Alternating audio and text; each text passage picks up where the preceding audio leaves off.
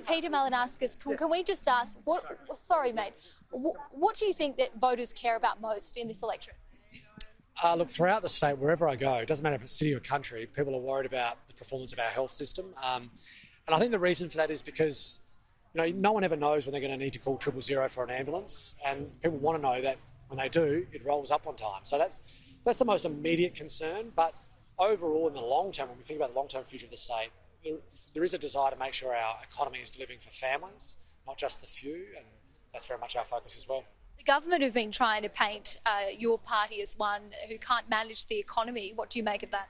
They haven't done a very good job, either of trying to portray that image or running the economy very well themselves.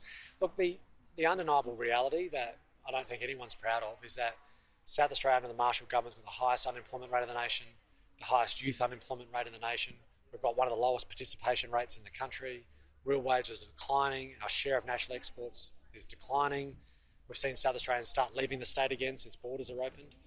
I just don't think that represents an economic panacea, and we've got work to do as an economy, and I think we need to change the government to achieve that. We have heard from the Treasurer, though, that this $1.5 billion that you plan to take out of that capital spending reserve has already been allocated to transport upgrades. Is that true? No, and we know that because the Premier on radio this morning couldn't even tell us one such project. So Rob Lucas is making things up yet again.